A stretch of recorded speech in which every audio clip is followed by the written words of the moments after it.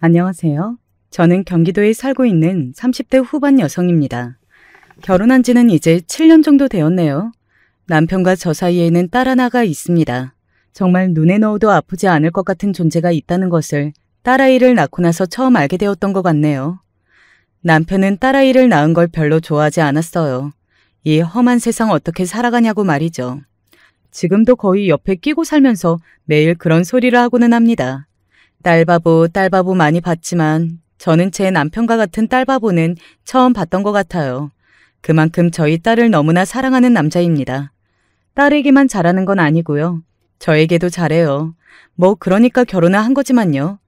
대학 시절부터 3년이 넘는 세월 동안 저를 짝사랑했거든요. 한 5번 정도 고백했다가 차였고 말이죠. 거절한 건 딱히 다른 이유는 없었습니다. 그냥 외모가 제 취향이 아니었어요. 저는 조금 날카롭게 생긴 사람들을 좋아했는데 남편은 순둥하게 생긴 푸근한 인상이거든요. 물론 저희 부모님은 굉장히 좋아하셨던 게 기억이 납니다. 네가 만난다고 했던 남자 중에 제일 마음에 든다. 어디서 양아치 같은 놈만 만나서 걱정했더니 그래도 결혼은 괜찮은 놈이랑 하는구나. 라고 말이죠. 남편과 저는 같은 학교를 나왔고 회사는 달랐지만 회사의 규모나 직급 그리고 연봉 같은 게 비슷했어요. 굳이 따지자면 집안은 남편의 집이 조금 더 잘 살기는 했는데 크게 차이가 있는 정도는 아닙니다. 그래서 그런지 결혼 허락도 쉽게 떨어졌어요. 저희 부모님은 앞서 이야기했듯 너무 좋아하셨고 남편의 부모님, 그러니까 지금은 시부모님들인 시댁 어르신들도 저를 첫눈에 무척이나 마음에 들어 하셨습니다. 저희 결혼을 마음에 안 들어하는 사람은 단 한 사람이었어요. 바로 남편의 누나, 저희 시누이 되는 사람이었습니다. 그렇게 오래 쫓아다녔다기에 엄청나게 미인인가 했는데 그렇지도 않네. 왜? 미인이지. 나는 세상에서 이 사람이 제일 예쁜데. 너는 콩깍지가 아직도 안 벗겨졌냐? 어? 초면에 그런 말을 하면서 저를 마음에 들어하지 않는 티를 팍팍 냈어요. 당시에는 저는 그럴 수 있다고 생각했던 것 같아요. 자기가 아끼는 남동생을 오랜 시간 마음고생을 시켰으니까 곱게 보이지 않을 수 있다고 말이죠. 하지만 그런 건 잠깐일 줄 알았습니다. 이날 이때까지 그게 지속이 될 거라고는 상상조차 하지 못했어요. 네, 저희 시누이는 아직도 저를 싫어하고 괴롭히고 그러시거든요. 물론 처음부터 심했던 건 아니었습니다. 시누이도 당시에는 결혼한 상태였기 때문에 우선 얼굴을 볼 일이 그렇게 잦지는 않았거든요. 1년에 서너 번? 그 정도였습니다. 지방에 살았기 때문에 더더욱 그럴 수밖에 없었어요. 물론 그마저도 만나기만 하면 저에게 늘 안 좋은 소리를 해댔지만 말입니다. 동서는 그러면 살림을 안 해? 둘이서 분담해요. 청소는 누가 하고 빨래랑 설거지는 누가 하고 그런 식으로요. 아무리 요즘 세상이 남자들도 집안일하는 세상이라지만 나는 내 동생이 그러는 거는 못 보겠는데. 그런 말을 하면 시어머니가 이렇게 대답하시고는 했어요. 애미 나도 뭐라 안 하는데 네가 뭔데 본다만다요? 엄마! 라고 말이죠. 시어머니가 저를 예뻐라 하셨고 시누이의 성격을 누구보다 잘 알고 계셨기 때문에 그런 식으로 중간에서 많이 커트해 주셨습니다. 물론 지금도 그러시고 있고요. 그래서 그때는 그다지 큰 스트레스를 받지는 않았던 것 같아요. 시누이가 저에게 좋지 않은 소리를 해도 시어머니와 남편이 언제나 제 편을 들어주었고 무엇보다 자주 보지 않는 게 가장 컸던 것 같습니다. 하지만 시누이가 이혼을 하게 되면서부터는 상황이 많이 달라졌어요. 그 집의 이혼 사유가 대단하기는 했습니다. 저도 처음 듣고서는 혀를 내둘렀으니까요. 이렇게만 이야기하면 궁금해하실 것 같으니 짧게 설명을 조금 해드릴게요. 원래도 시누이와 그 남편은 결혼하고 나서 사이가 그다지 좋지 않았다고는 했습니다. 오죽하면 제가 결혼을 하고 얼굴을 한번 본 적이 없었으니까요. 그래서 농담 반 진담 반으로 뒤에서 남편에게 정말 결혼하신 게 맞냐고 물어볼 정도였으니까요. 나도 매형 거의 못 봐. 결혼식 포함해서 얼굴 본 거 손에도 꼽을걸.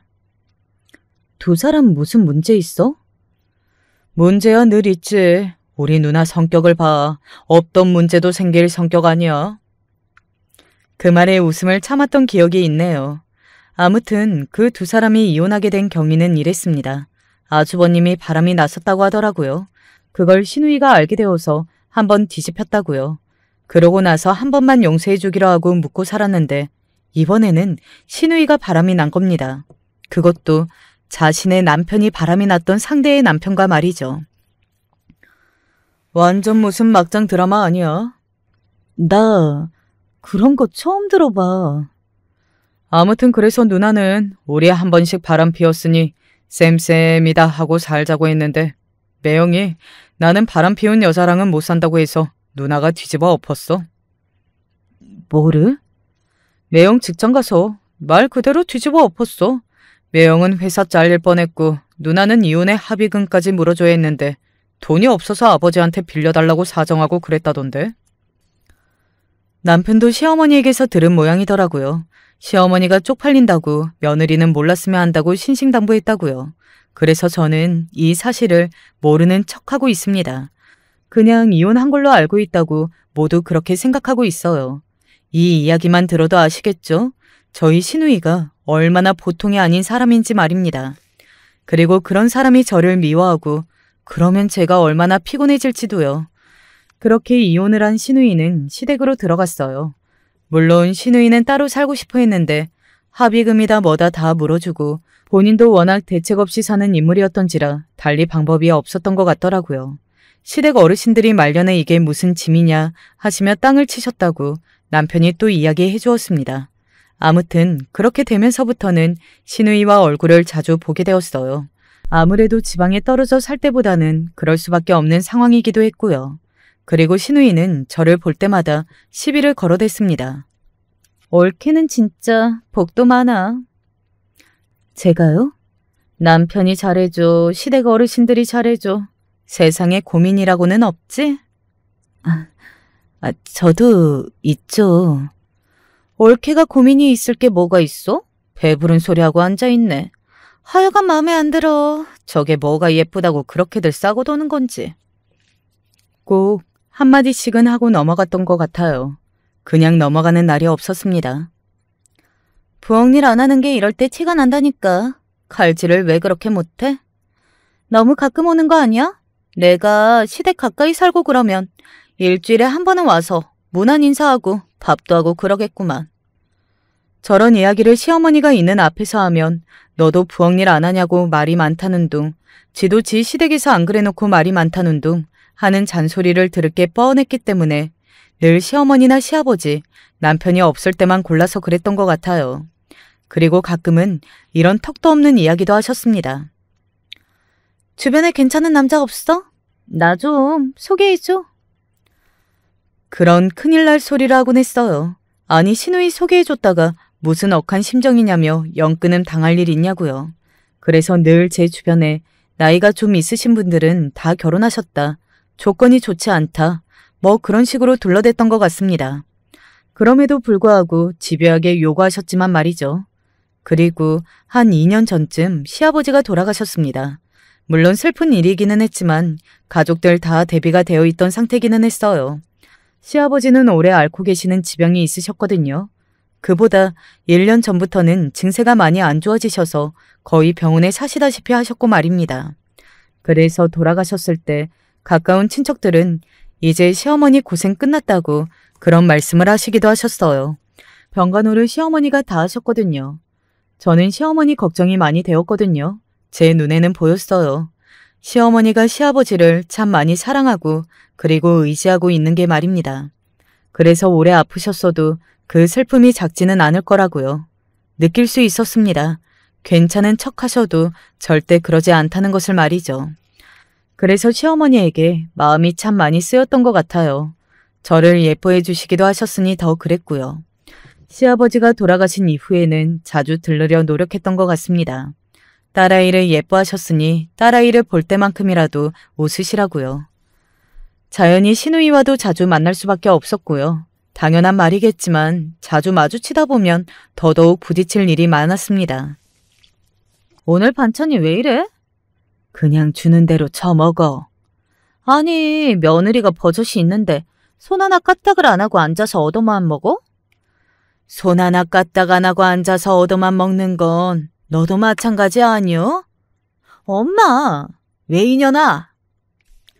그리고 그런 싸움을 직관하게 될 일도 많았고 말이죠. 이런 이야기를 주변 지인들에게 해주면 주변 지인들은 정말 재미있겠다고들 이야기했어요. 시어머니가 그런 분인 게 너무 유쾌하고 재밌다고 말입니다. 그렇다고 시어머니와 시누이가 그렇게 매번 싸우면서 서로를 핥히는 게 아니었습니다. 그러기만 했겠어요. 그래도 딸과 엄마 사이인데 말이죠. 기본적으로는 서로에 대한 애정이 있기는 했어요. 시어머니가 언제 한 번은 이렇게 이야기하시더군요. 나 죽고 나면 저거 어떻게 살지 걱정돼서 내가 일찍 죽지도 못하겠어. 에이, 벌써 그런 말씀을 하시면 어떡해요. 그리고 사람은 살면 다 사라져요. 아니, 저거 사는 게 중요한 게 아니라 살면서 사고나 치고 다니고 남들한테 피해 줄까봐 걱정돼서 그러는 거지. 말은 그렇게 하셔도 걱정하고 있다는 걸 다 알고 있었어요.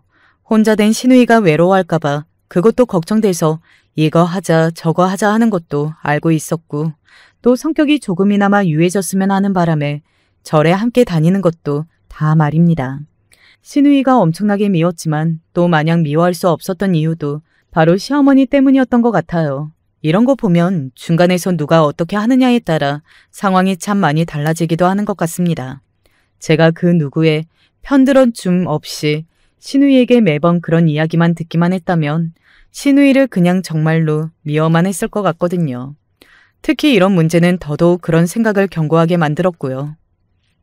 옳기는 둘째는 안 낳아? 첫째 낳았을 때 고생을 너무 많이 하기도 했고 또 저도 회사 일 계속하고 싶은데 경력 더 단절되는 것도 아닌 것 같고요. 상의해서 낳지 않는 걸로 결정했어요. 그러면 아들도 안 낳고 딸만 낳고 그만 낳는다는 소리야? 요즘 같은 세상에 성별이 뭐가 중요해요. 그냥 잘 키우면 되는 거지. 뭐가 중요하냐니. 제사를 지내는 것도 남자고 대를 잇는 것도 남잔데? 참, 그렇게 바람 피우고 이혼한 것 치고 구닥다리 사상을 가지고 있다고 속으로만 생각을 했던 것 같아요. 그런 말을 입으로 내뱉으면 얼마나 난리를 칠지 뻔히 보였으니 제가 매번 참았습니다. 그리고 저 대신 이야기해주는 사람들도 있었고요. 우리가 그렇게 결정을 한 건데 누나가 왜 그래? 나도 네 가족 아니야. 이 정도 소리도 못해? 아이 문제는 그런 소리 하는 거 아니야. 부부가 결정할 문제지. 아이고, 그래 잘났다 잘났어. 이렇게 매번 자기 마누라 편만 들고 너는 내 동생이 맞기는 하냐? 어? 저는 시누이가 늘 그래왔던 사람이었기 때문에 그냥 그러고 마는 줄 알았거든요. 그냥 제가 볼 때마다 싫고 그래서 짜증이 나기는 해도 그 순간 그뿐인 말입니다. 속으로 쌓아두고 있을 거라고는 생각하지 못했던 것 같아요. 솔직히 그렇게 생각을 못할 수밖에 없었던 게 제가 정말 많이 참았거든요. 대부분은 알겠습니다. 내내 하고 그냥 넘어가요. 10번 중에 1번 정도 대꾸를 하는 정도입니다. 그래서 저에게 쌓인 게 있을 거라고는 생각하지 못했어요. 있어도 제가 있지 시누이가 뭐가 있을 수 있나 하는 생각으로 말이죠. 그런데 시누이는 차곡차곡 다 쌓아두고 있었더라고요. 아니 다시 생각해도 어이가 없네요. 본인이 쌓아두고 있을 게 뭐란 말입니까? 할 말 다 하고 살면서요. 아직도 이해할 수가 없네요. 아마 제가 근본적으로 시누이를 미워만 한 건 아니어서 시누이도 저를 그렇게 생각하고 있을 거라고 여겼던 것 같아요. 이런 이야기를 하다 보면 시누이를 왜 미워하지 않을 수 있냐고들 하던데 시누이를 가까이서 보면 마냥 미워만 할 수 없기는 했습니다. 무엇보다 처한 상황이 진심으로 딱한 구석이 있었어요. 대학을 제대로 나오지 않아서 회사도 제대로 된 곳을 들어갈 수 없었고 거기서 일찍 코가 깨어 결혼한 탓에 사회생활을 해본 적도 없었습니다. 그리고 시누이도 이상한 사람이기는 했지만 그 남편도 이상한 사람이기는 했기 때문에 정상적이고 화목한 가정을 꾸려본 적도 없고 말이죠. 저 사람들은 뭐가 저렇게 행복해? 짜증나. 언젠가 그런 이야기를 하는 걸 들었던 적이 있거든요. 자신은 내내 불행하니까 남이 행복한 것만 봐도 짜증이 나는 뭐 그런 상태라고 생각했기 때문에 기본적인 동정심 같은 게 있었던 것 같아요. 물론 저에게 막말을 할 때면 그런 감정이 사라졌지만요. 가끔 그런 생각이 들기는 해요. 시어머니나 시아버지 같은 좋은 부모 밑에서 부자까지는 아니라도 부족함 없는 이 환경에서 왜 저렇게 삐딱해졌을까 하는 생각 말입니다. 뭐 저는 구체적인 것까지는 잘 모르지만 그것도 뭔가 이유가 있을 거라고는 생각했고요. 그게 제가 신우이를 마냥 미워할 수 없었던 이유였습니다. 만날 때마다 서로 좋은 소리를 하지는 않았지만 그래도 결혼을 해서 가족이 된 지 이제 7년이 넘어가는 시점이니 정도 나름대로 쌓였다고 생각했어요. 그래서 말은 저렇게 해도 속마음은 그게 아닐 거다. 그렇게 생각한 적도 있고요. 그런데 신우이는 그게 아니었던 모양이더라고요. 그걸 알게 된 건 시아버지의 두 번째 제삿날이었습니다. 그날은 회사에 중요한 미팅이 있었어요. 그래서 시어머니에게는 미리 이야기해 뒀습니다. 시어머니는 괜찮다고 천천히 오라고 이야기를 해주셨고요. 저도 일찍 가고 싶었지만 회사 일이 너무 늦게 끝나서 결국에는 제사 시간에 맞춰가지 못했어요. 그리고 그것 때문에 사달 아닌 사달이 났습니다. 신우이는 아마도 그날을 기다렸을 거예요. 언젠가 한번 저를 혼쭐 내줄 그런 날 말입니다. 그게 바로 그날이었고 말이죠. 옳게, 제정신이야? 제가 급하게 시댁 안으로 들어가자마자 팔짱을 끼고 버티고 서 있던 신우이가 저를 노려보며 그렇게 이야기했습니다. 물론 제 잘못은 아니었지만 그래도 늦은 것에 대한 죄송스러운 마음이 있었기 때문에 고개를 꾸벅 숙이고 말했어요. 죄송합니다. 회사 일이 늦게 끝나서. 그놈의 회사 아주 그냥 너만 일하지? 세상 일은 너 혼자 다 하냐? 시아버지 제사도 이렇게 늦을 만큼? 제가 아무 말도 하지 못하고 가만히 서 있자 방에서 급하게 나오신 듯 보이는 시어머니가 신우이를 향해 이야기했습니다. 그거 참 늦을 수도 있지. 일하고 온 애를 잡기는 왜 잡아? 제사상도 안 차리는 며느리가 그래도 돼? 너는 시대가 어떤 시대인데 늙은 나보다 구닥다리냐? 며느리가 제사상 꼭 차려야 한다는 법이 어딨어? 지도 지 시댁에서 안 해놓고 애를 잡기는 왜 잡아? 그리고 이미 늦는다고 나한테 이야기했다. 내가 괜찮다고도 했고. 엄마! 아버지 제삿날인데 한 번만 더 큰 소리 나오게 하면 정말 화낼 거니까 조용히 하고 있어라. 응? 시어머니 그 말에 신우이가 입을 앙다무는 게 보였습니다. 저는 그날도 그게 끝일 걸로 생각했어요. 보통은 시어머니가 그렇게 화를 한번 내시면 그만두거든요. 그런데 신우이가 저에게 이렇게 말하더군요. 잠깐 나 좀 따라 나와봐. 네? 왜요? 무슨 일 있어요? 따라 나오라면 나오지 말이 많아? 신우이는 그렇게 이야기하고서는 밖으로 나갔습니다. 저는 그런 신우이를 따라 나갔고 말이죠. 그 따라 나갈 때까지만 하더라도 뒤에 그런 일이 있을 거라고는 생각도 하지 못했던 것 같아요. 너 내가 우습지? 네? 그게 무슨 소리세요? 밖으로 나가자마자 신우이는 저를 향해 그렇게 이야기하더군요. 내가 우습잖아. 속으로 나 가짠다고 생각하는 거. 내가 모를 줄 알아? 물론 그렇게 생각하고 있기는 했습니다. 하지만 그것도 어느 정도는 걱정과 동정? 뭐 그런 감정에 기반이 되어서 있는 마음이었지. 무턱대고 미워하고 깔보는 감정은 절대 아니었거든요. 그런 감정이었으면 진작에 한번 싸우든 뭐든 했을 거라고 말이죠. 아니에요. 아니긴 뭐가 아니야? 내가 모를 줄 알아? 저는 정말 그렇게 생각한 적 없다니까요. 그렇게 생각한 적이 없는데 늘 내 말을 무시해? 그리고 너 우리 집도 가짠지. 그렇지 않고서야 시아버지 제사를 늦어? 그건 회사 일 때문에. 이봐, 한마디를 안 지잖아. 제가 다 대답하는 게 무척이나 화가 난 듯 보였습니다. 그래서 그때부터는 그냥 묵묵부답으로 있기로 했어요. 그러면 또 대꾸 안 한다고 뭐라고 할까봐 최소한의 대답만 하기로 말이죠. 나는 너 마음에 든 적 한 번도 없었어.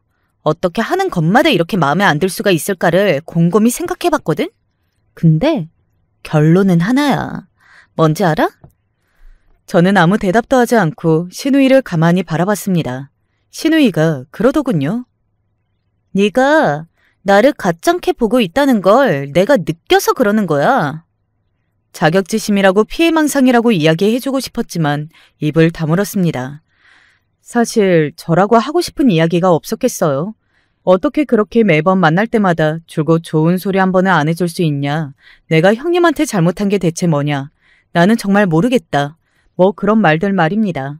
언젠가 한 번은 다 털어놓고 이야기하고 싶었지만 일단 그날은 아닌 것 같기는 했습니다. 신우이가 굉장히 흥분을 많이 한 상태였거든요. 아마 본인도 본인이 무슨 말을 하고 있는지 몰랐을걸요. 내가 이 나이 먹도록 부모한테 얹혀 살고 혼자 사는 이혼녀에 가진 것도 별로 없으니까 나 무시하는 거 맞잖아. 그렇잖아. 아니라니까요. 본인이 스스로 열등감을 느끼고 있는 부분들을 저에게 그대로 나열하더군요. 그 상황이 안 됐다, 운이 없었다, 더 잘 살면 좋았을 텐데 뭐 그렇게 생각해 본 적은 있어도 무시를 했던 적은 정말 하늘에 맹세코 없었습니다. 아마 제가 그런 태도를 보였다면 진작에 남편에게 한 소리 들었을 거예요. 저희 남편은 또 그런 부당한 거 그냥 보고 넘기는 스타일이 전혀 아니거든요. 이게 끝까지 인정 안 하고 나만 또 못된 년 만들지?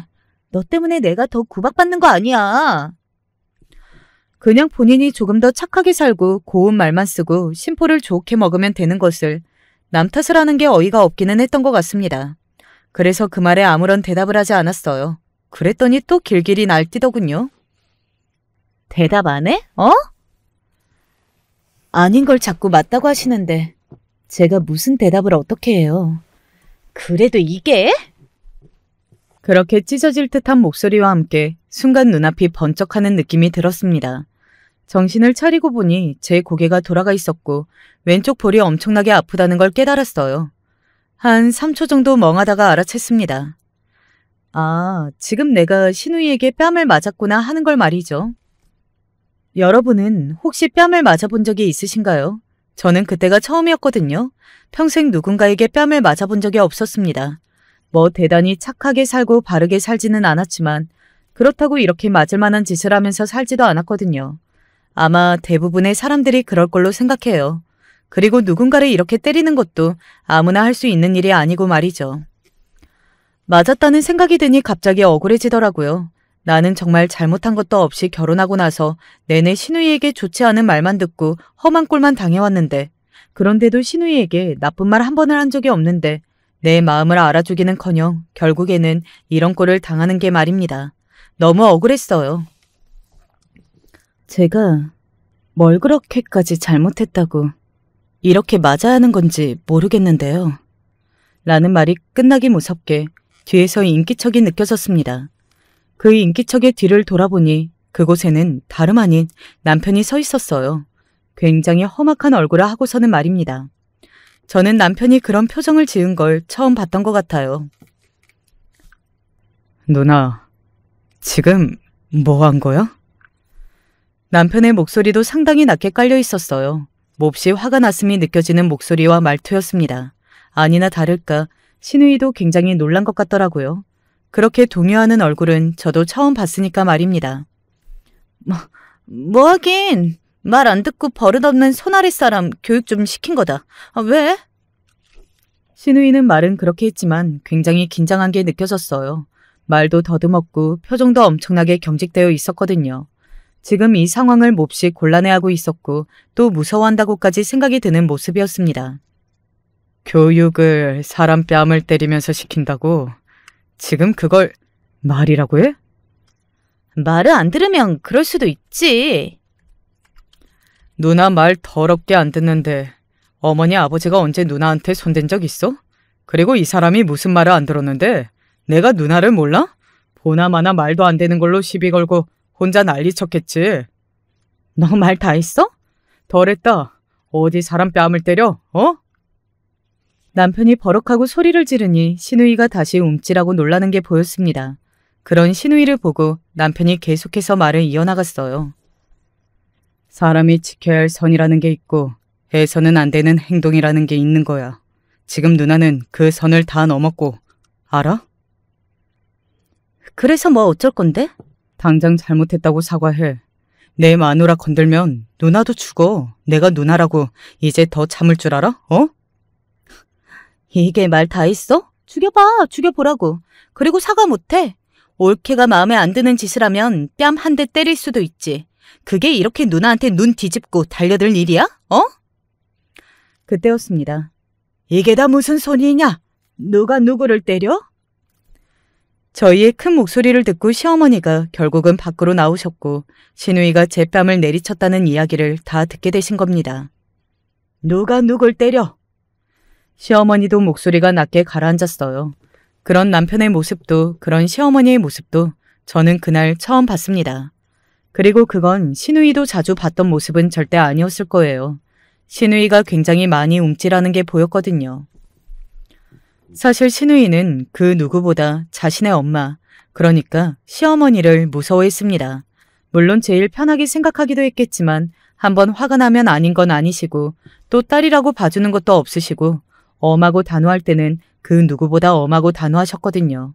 저희 남편이 누구 성품을 닮았겠어요? 엄마, 아니 그게 아니고. 네가 지금 얘 뺨을 때렸다는 말이냐? 왜? 새아가가 대체 뭘 잘못해서? 시어머니의 그 말에 시누이가 곤란한 듯 입술을 깨무는 게 보였습니다. 그걸 보고 알 수 있었어요. 아, 본인도 나에게 하는 말이 다 억지라는 걸 알고 있구나 하고 말입니다. 정말로 제가 잘못했고 맞을만 해서 때린 거라고 생각한다면 그게 맞는 생각이든 아니든 이유를 자신 있게 이야기했을 텐데 말이죠. 말 못해? 지금 뭘 잘못했는지 말도 못할 이유로 얘 뺨을 때렸다는 거야? 아니, 그게 아니고. 무슨 이유로 애를 때렸는지 바로 말 못해? 시어머니의 그 호통의 시누이는 바로 기가 눌러서는 조용히 말했습니다. 처음에는 하도 웅얼거리는 말투로 작게 이야기해서 무슨 말을 하는지도 모르겠더군요. 그건 시어머니도 마찬가지셨는지 다시 한번 시누이를 향해 소리를 질렀고요. 제대로 말해. 아니, 아버지 제사에 일 핑계대고 늦으니까 화가 나서. 사실은 그게 아니라는 건 아마 지나가던 개도 알았을 거예요. 그리고 시누이의 그 대답에 시어머니와 남편 모두가 벙찌듯 그 자리에서 굳었습니다. 저는 그 두 사람이 지금 무슨 생각을 하는지 그리고 이 다음에 무슨 말이 나올지 뻔히 알고 있었어요. 하지만 시어머니의 이 다음 행동은 예측하지 못했었습니다. 이 미친 가스나가! 시어머니는 그렇게 이야기하고서는 시누이 쪽으로 가서 시누이의 뒤통수를 한 대 후려 갈겼어요. 퍽 하는 소리가 났습니다. 소리만 들어도 세게 때렸다는 걸 알 수 있어서 순간 저는 시어머니의 손을 걱정할 정도였으니까요. 엄마! 시누이도 시어머니가 거기서 그렇게 자기 뒤통수를 후려 갈길 줄은 몰랐던 건지 놀란 얼굴로 자기 머리를 감싸지고는 시어머니를 향해 소리쳤습니다. 시어머니는 그런 자신의 딸을 가만히 내려다봤어요. 그리고는 이렇게 소리쳤습니다. 이 망할 년이. 왜 나한테만 그래? 그거야 너가 잘못하니까요. 라고 말하고 싶은 걸 정말 간신히 참았네요. 아무튼 시누이는 정말 억울하다는 말투로 시어머니에게 소리쳤고 시어머니는 그런 시누이를 보고 큰 소리로 말을 이어가셨습니다. 아버지가 하늘에서 기가 막혀 한 번 더 돌아가시겠다. 그게 무슨 말이야? 네가 지금 아버지 제사 늦었다고 새아가를 잡아? 네가? 내가 지금 이런 소리가 안 나오게 생겼어? 시누이는 그제야 시어머니가 무슨 말을 하려는 건지 알아차린 듯 입을 꾹 다물었어요. 그러고는 저를 힐끔 봤습니다. 그 눈에는 쪽팔림, 그리고 약간의 분노, 뭐 그런 것들이 섞여 있었던 것 같아요. 쪽팔린 건 그렇다 치고 본인이 저지른 일을 왜 저에게 분노하는 건지 모르겠지만 말입니다. 살아 계실 때는 그렇게 불효라는 불효는 다 저지르던 년이 지금 어디서 옳게 행세를 하겠다고 연병을 떨어? 너는 안 쪽팔리냐? 안 쪽팔려. 엄마, 여기서 왜 이래? 나중에 우리 둘이 있을 때 이야기하든가 하자. 어이구, 꼴에 쪽팔리기는 안가 보네. 네가 네 아버지 살아계셨을 때 한 짓을 하늘이 알고 땅이 알고 나도 알고 네 동생도 알고 새아가도 다 아는데 그런 소리가 네 입에서 나오는 게 나는 기가 막히고 코가 막힌다. 그때부터였어요. 제가 웃음을 참기 시작한 게 말입니다.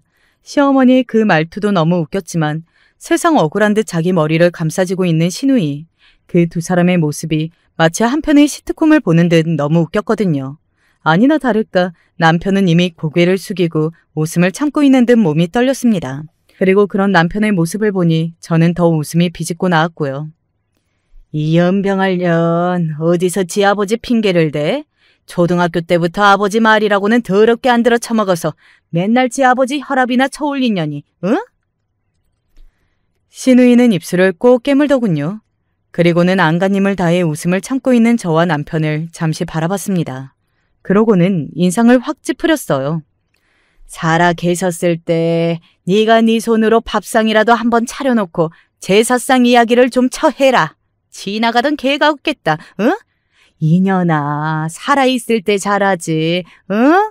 어디서 아버지 살아계실 때 지도 한 번 안 차린 밥상을 며느리한테 차리래? 응? 남편이 먼저 웃음이 터져 나왔습니다. 아, 진짜? 나는 우리 엄마 너무 좋다니까. 그리고 웃음이 빵 하고 터진 남편의 옆에서 저도 함께 웃음이 터졌던 것 같아요. 참느라 배가 아프고 눈물이 다 고였었습니다. 웃어? 니들 이게 웃겨? 신우이가 저희 두 사람을 향해서 그렇게 소리를 질렀고 시어머니가 그런 신우이의 뒤통수를 한 대 더 후려 갈겼어요. 너 같으면 안 웃기겠냐? 그 말에 저는 뒤로 넘어갔던 것 같아요. 조금 전에 맞았던 그 엄청난 충격이 조금은 사라지는 듯 했습니다. 그런 일을 겪고서도 왜 이 집안의 며느리로 사냐고 누가 물어보면 이 장면을 보여주고 싶다고 생각했던 것 같아요. 이런 시어머니, 이런 남편 때문에 내가 신우이를 마냥 미워만 할 수 없다고 말입니다. 아, 진짜 엄마는 매번 나만 가지고 그래. 네가 문제니까. 너 말고 아무도 문제되는 사람이 없으니까 너만 가지고 이러는 거야, 이년아. 시어머니의 그 말에 신우이는 짜증이 치밀어 오른 듯 악 하고 소리를 지른 뒤 집으로 들어갔습니다. 그리고 잠시 뒤 겉옷과 가방을 들고 밖으로 나왔어요. 그리고 쌩하니 어디론가 가버렸습니다. 안 잡아도 돼요? 제가 놀라서 그렇게 물었어요.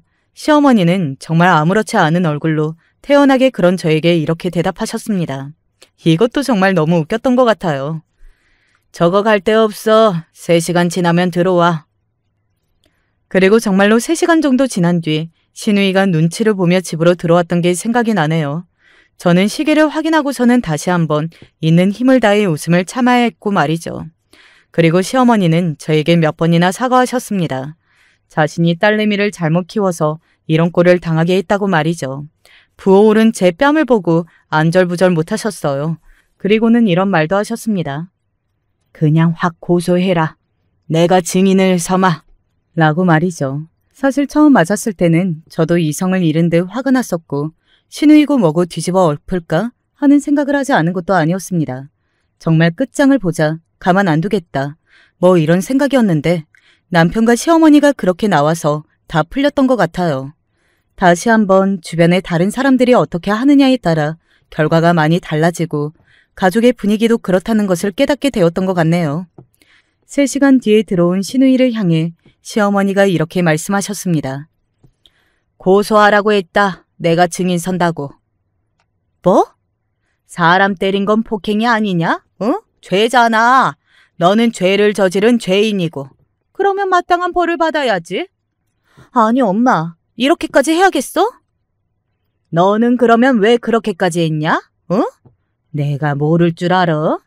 아버지 재산은 핑계고 네 마음에 안 들던 옳게 잡으려고 대가리 굴려서 이유 만들어낸 거? 너는 학교 다닐 때 공부라고는 안 하던 애가 이런 머리는 왜 그렇게 굴려대는 거냐? 응? 시어머니의 한마디 한마디가 정말이지 주옥 같다고 생각했던 것 같습니다. 그렇게 한참을 신우이는 시어머니에게 더 욕을 얻어먹어야 했어요. 본인이 잘못한 게 있으니 어쩔 수 없이 들어야 하는 상황이었습니다. 사과해. 지금? 그러면 사과를 무슨 장 담그듯이 묵혔다가 할래? 당장 잘못했다고 용서해달라고 해, 안 해? 해. 하면 되잖아. 신우이는 그렇게 이야기하고서는 저에게 쭈뼛쭈뼛 다가와 섰습니다.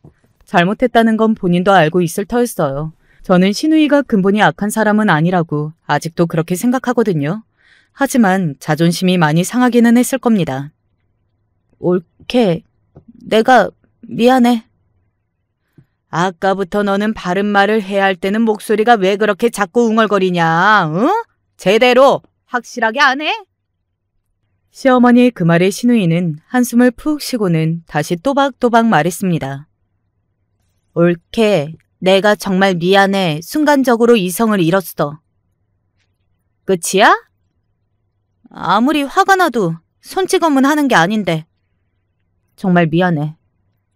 그리고 다시는 이런 일 없도록 할게. 그 모습이 흡사 제가 저희 딸아이를 가르칠 때 모습이 생각이 나서 웃음이 날 뻔했던 것 같아요. 잘못을 저지르면 생각하는 의자에 앉혀두고 뭘 잘못했는지 알려주는 저와 저희 딸아이의 모습이 말입니다. 물론 신우이는 40이 넘었지만요. 사실 뺨을 그렇게 얻어맞은 걸 생각하면 그 사과 한 번에 그렇게 넘어가주고 싶지는 않았습니다. 그리고 지금도 그렇게 넘어간 게 조금 억울하기는 해요. 하지만 남편도 시어머니도 그 누구보다 진심으로 화를 냈고 저를 걱정해줬잖아요. 게다가 신우이는 시어머니에게 뒤통수를 2대나 아주 크게 얻어맞았고 말이죠. 그런 상황에서 사과받지 않겠다고 버틸 수도 없는 노릇이었어요. 사실 저도 화가 꽤 많이 풀리기도 했고 말이죠. 그래서 그냥 사과 받았습니다. 다시는 이런 일 없겠다는 약속 꼭 지켜주세요. 라고 한마디는 했지만요. 다시 이런 일이 있으면 너랑 나랑 부모랑 자식 간의 연부터 끊을 줄 알아라. 알겠냐? 시어머니의 그 말에 동서가 입을 삐죽이며 아무 말도 하지 않았습니다. 아직도 정신을 못 차리고 있구나 하는 생각이 들기는 했어요. 하긴 뭐 그 나이까지 안 차려진 정신이 하루아침에 차려지는 것도 말이 안 되기는 하죠. 알겠냐고? 시어머니가 다시 한번 소리쳤고 신우이는 한숨을 깊게 내쉬며 말했습니다. 알겠어. 알겠다고. 알겠다니까. 다시는 안 그래. 그렇게 말하고서는 자신의 방으로 들어갔습니다. 그 모습을 빤히 보던 시어머니가 낮게 중얼거렸어요. 아이고 내 팔자야 하고 말이죠. 그리고는 이 말을 가만히 짚으셨습니다. 참 자식은 평생을 가도 부모 속만 썩인다더니 저희 시어머니와 시누이를 보면 그 말이 딱 맞는 것 같아요. 물론 저희 시누이는 조금 더 속을 많이 썩이는 자식이기는 하지만 말입니다. 아니 조금 많이? 집으로 돌아오는 내내 남편도 몇 번이나 저에게 사과했는지 몰라요. 집에 와서는 어디 찢어진 곳 없냐고 입안을 살펴봐 주기도 하고 말이죠. 그러고는 며칠간은 환자도 아닌데 저를 환자 취급하면서 자기가 집안일을 다 하고 뭐 그랬네요. 아마 제 기분을 풀어주려고 더더욱 그랬을 겁니다. 저도 그런 남편의 마음을 아니까 다른 말은 더 하지 않았고 말이죠. 시어머니는 그날 이후로 저를 더 열심히 다닌다고 하셨습니다. 물론 시누이를 데리고 말이죠. 조용하고 평화로운 곳에 자주 가서 마음 수양도 좀 하고 속세에 관한 생각도 조금씩 정리하다 보면 언젠가 시누이도 마음이 조금 평온해져서 화도 덜 내고 그러는 날이 오지 않겠냐고요. 그러면서 불경을 외우는 시어머니가 웃겨서 웃음이 나올 뻔했네요. 여기서 웃긴다는 건 부정적인 의미가 아니에요. 그냥 순수하게 저희 시어머니와 시누이를 보고 있으면 가끔 코미디 영화를 보고 있는 것 같이 웃길 때가 있거든요. 무슨 만담 콤비 같을 때도 있고요. 언제나 틀린 말만 하는 시누이와 언제나 그런 시누이를 보고 속이 터지는 시어머니 말입니다. 그런 사람 있잖아요. 저에게 늘 잘못만 하고 미운 짓만 미운 말만 골라서 하는데 어딘가 묘하게 싫어라만 할 수 없는 그런 사람 말입니다. 저에게는 시누이가 그런 것 같아요. 그냥 늘 마음이 그렇더라고요. 이런 제 마음을 시누이가 알아줬으면 하지만 뭐 그런 기대는 진작에 접었습니다. 그냥 정신만 차리고 자기 앞가림이나 잘하면서 살았으면 좋겠어요. 시어머니가 속 썩는 것도 안타깝거든요.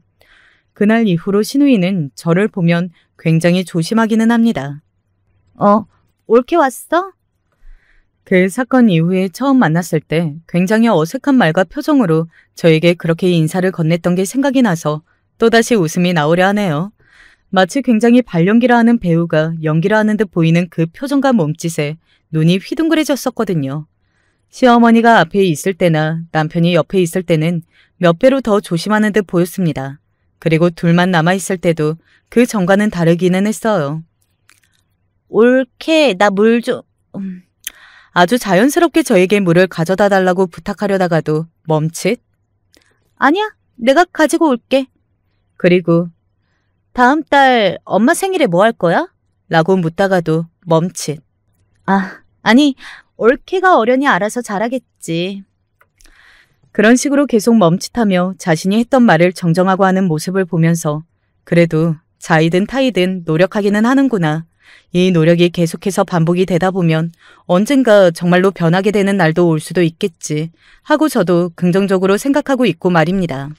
사실 저는 이 이야기를 어느 곳에든 사연을 보내야겠다거나 그런 생각을 해본 적이 없었거든요. 그런데 오랜만에 친구들과 만난 자리에서 이 이야기를 꺼냈더니 다들 엄청나게 박장대소를 하면서 웃는 겁니다. 이야기 듣는 내내 너무 재밌게 들었고 말이죠. 야, 너 이거 어디 사연이라도 보내봐. 그래. 우리만 듣고 있기에는 너무 아깝다, 야. 그런 친구들의 열화와 같은 성원에 이렇게 사연을 쓰게 되었네요. 물론 쓰면서 덜어낸 부분이 많기는 합니다. 신우이는 여기에 쓰인 것보다 더한 막말이나 행동들을 저에게 해왔고, 그리고 시어머니도 여기에 쓰인 것보다 더한 욕들을 해가며 신우이들을 혼을 내는 일이 많았었고요. 그건 우리 집안의 품위를 위해 어느 정도는 지켜야겠기에 덜어냈습니다. 물론 중요한 내용은 다 쓰긴 했지만요. 이건 얼마 전에 있었던 일인데요. 신우이에게 아주버님이 찾아왔었습니다. 그때 집에 신우이도 마침 없었고 저와 시어머니만 있었고요. 신우이가 원래 주기로 한 위자료가 있었는데 그걸 아직 안 준 모양이더라고요. 그래서 받으러 왔다고 했어요. 더 이상 미루고 주지 않으면 또다시 소송을 걸겠다면서 말이죠. 그때 돈 줬는데? 저는 받은 게 없는데요. 그 두 사람이 그런 대화를 나누고 있을 때쯤 신우이가 왔어요. 그리고 그런 두 사람을 보게 되었습니다. 당신이 여기 왜 왔어? 위자료 언제 줄 거야? 내가 찾아온다고 했지? 이게 무슨 소리냐니까? 네 아버지가 그때 줬지 않니? 아니, 그게... 딱 보니 한 번에 감이 오더군요. 몇 년 전에 시아버지가 줬던 그 돈을 신우이가 중간에서 본인이 쓰고 아주버님에게 주지 않은 겁니다.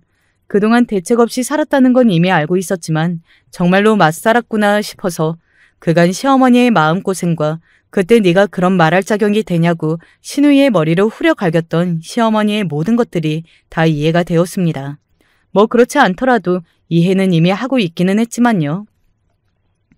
시어머니도 한방에 신우이가 중간에서 꿀꺽한 것을 눈치를 채고 아주버님에게 돈을 줘서 돌려보냈어요. 그리고 며칠간 시어머니는 신우이와 말을 섞지 않았습니다.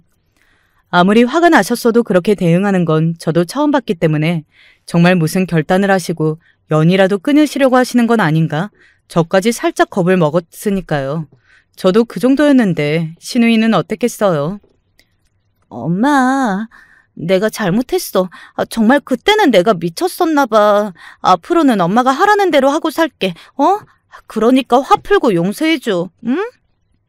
신우이는 시어머니를 그 누구보다 의지하고 있었으니 시어머니가 정말로 혹시나 자기에게서 등을 돌릴까봐 전전긍긍하며 무서워하는 게 한 번에 보이더라고요. 저도 정말 그러시려고 저러시는 건가 하는 생각이 들 정도였으니까요. 며칠을 말을 섞지 않으시고 신우이를 무시하던 시어머니가 무슨 말이든 다 듣겠다는 거 정말이냐고 신우이에게 물었고 신우이는 그러겠다고 했다고 했습니다. 그러고는 그 다음 날부터 절에 들어가셨어요. 시어머니가 거기서 몇 달간 수양을 좀 하라는 특명을 내리셨거든요. 벌을 주는 방법마저 남다르다고 생각했던 것 같아요. 이야기를 이것저것 하다 보니 너무 길어진 거 아닌가 싶네요. 하지만 많은 분이 재밌게 들어주셨을 걸로 생각합니다. 저희 시어머니와 신우이는 정말 보기 드문 사람들이니까요. 제가 사연을 보내도 되겠냐고 시어머니께 물었더니 이렇게 말씀하셨습니다. 만방에 알려져서 쪽을 더 팔아야 해. 그래야 확실하게 정신을 차리지. 라고 말이죠. 그러니 이 사연은 시어머니의 허락을 받고 보내는 겁니다. 저희 신우이가 어떻게 하면 정신을 차릴 수 있을지, 그리고 정신을 차리는 게 가능은 할지 많은 분이 댓글로 의견 남겨주세요. 아마 저희 어머님이 읽고 계실지도 모르니까 말입니다. 긴 이야기 마지막까지 함께 들어주셔서 감사합니다. 저는 이제 그만 사연을 줄일게요. 이 사연을 들으시는 많은 분은 부디 자식 때문에 속 썩지 마시고 또 부모님을 속 썩이는 자식이 절대 되시지를 않기를 바라면서 저는 물러나겠습니다. 요즘 감기 걸리시는 분들이 주변에 보이더라고요. 여름에 걸리는 감기는 더 독한 거 아시죠? 언제나 건강 조심하시고 언제나 좋은 일만 가득하기를 바랍니다.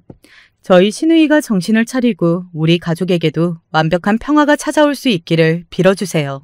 그러면 이만 여기서 줄이겠습니다.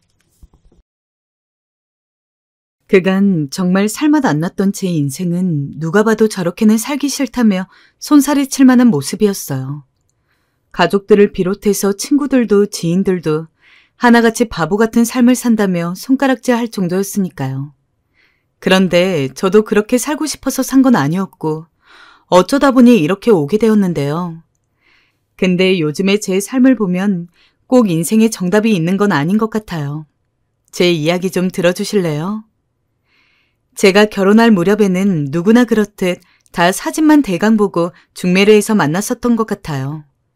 그중에 연애를 해서 부부의 연을 맺는 사람도 있겠지만 대부분은 선을 보고 의무적으로 가정을 꾸리던 게 일반적이었어요.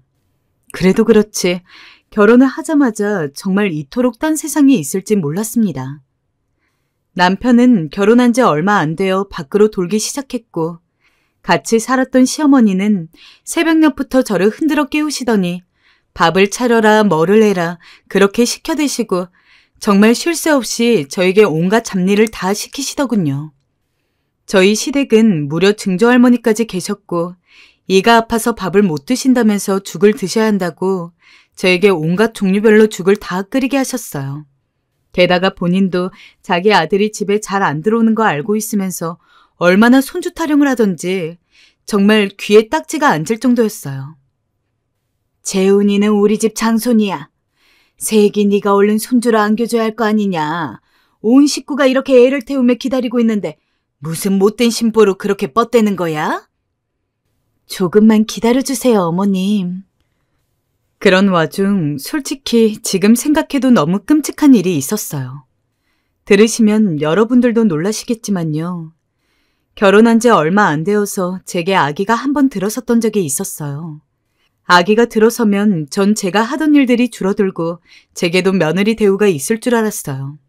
그런데 웬걸 시어머니를 비롯해서 시아버지, 시누이들은 저에게 여전히 무거운 것들을 들게 하고 임신한 사실을 알고 있으면서도 매번 그렇게 부려먹는 것이었어요. 제가 피곤해하는 기색을 보이면 얘, 너는 애 뵌 게 무슨 자랑거리니? 임신했다고 멍그런 유세를 부리고 앉아있어. 나 때는 애 며칠 낳았어도 그 다음 날이면 일어나서 밥 짓고 그랬다. 젊은 애가 벌써부터 꽤나 부리고 말이야. 하고 말하시는 거였어요. 제가 남편을 향해 도움의 눈길을 보내도 남편 역시 그 눈길을 무시하기 일쑤였고요. 그러던 어느 날 유독 몸이 너무 피곤해서 도저히 일어날 수가 없는 상황이 되었는데요. 어머님, 저 죄송한데요. 오늘 몸이 너무 아파서 조금만 쉬었다가 일어나면 안 될까요? 뭐? 아니 그럼 지금 나보고 밥을 차리라는 거냐? 얘가 또 꾀를 부리려 하네. 시애미를 뭘로 보고. 당장 못 일어나? 시어머니가 부직갱이를 들고 호통을 쳐대는 중에 결국 어쩔 수 없이 일어났는데요. 비틀거리며 부엌으로 가다가 그만 시야가 확 어두워졌고 일어나 보니 전 찬바닥 위에 누워 있었습니다. 그리고 그날 결국 이런저런 상황을 통해 제가 유산을 했다는 것을 알게 되었어요. 뭐라고요? 내 아이가 없어졌다고요? 그래, 물은 걸 뭘 묻고 그래, 자꾸. 남편은 이 상황에서도 역시나 심드렁하게 과일이나 먹고 웃고 있더라고요. 유산을 해도 아이를 낳은 것과 같다더니 너무나 몸이 시리고 아팠어요. 그런 와중에 내 아이를 잃었단 정신적인 충격까지. 허나 그런데도 아무도 절 달래주는 사람이 없었어요. 정말 너무도 참담하고 비참했습니다. 시어머니는 저를 무슨 새끼 낳는 소나 돼지를 대하듯 엄살 떨지 말고 빨리 몸을 비워서 손주를 낳으라고 재촉을 해대고요. 네가 그리 누워만 있으면 일이 되겠니? 어떻게든 애 낳을 생각을 해야지.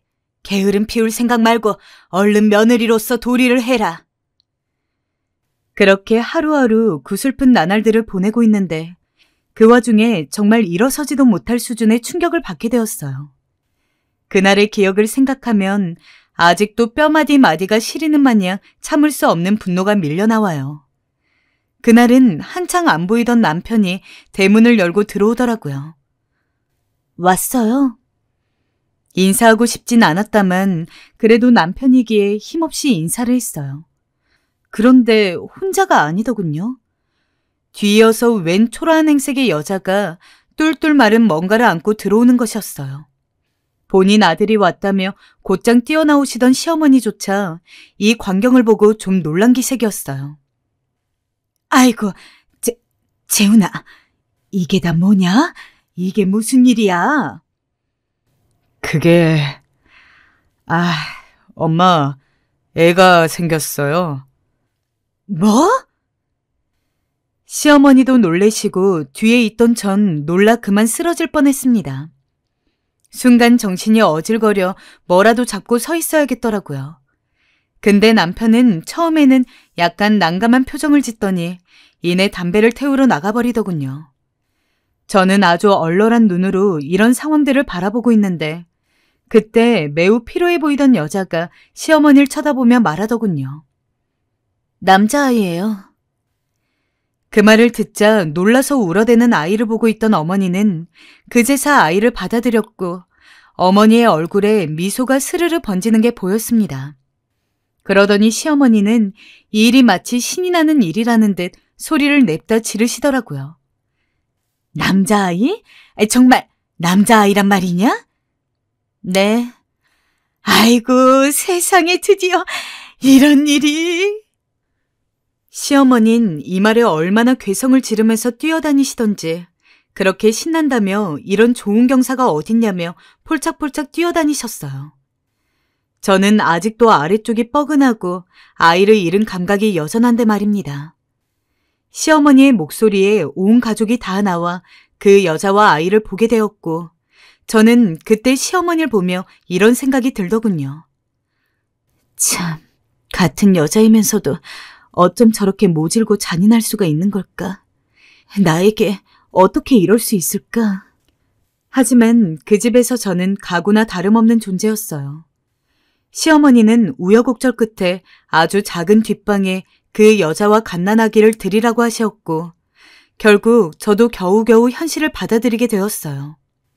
남편은 그렇게 밖을 돌면서 집에 잘 들어오지도 않더니 저를 이 집에 잡아두고선 본인은 새 여자를 만나서 애까지 만들어 오고 그리고 저는 한순간에 첩과 함께 살게 되었다는 그런 현실이요. 저는 밤마다 슬픔을 이기지 못하고 울음을 참을 수가 없어 울고 또 울었어요. 이쯤 되면 저는 이 집을 나오는 게 맞았을 텐데 왜 이렇게 모질지 못했던 걸까요? 너무 분하고 화가 나면서도 차마 밖으로 나갈 수가 없었어요.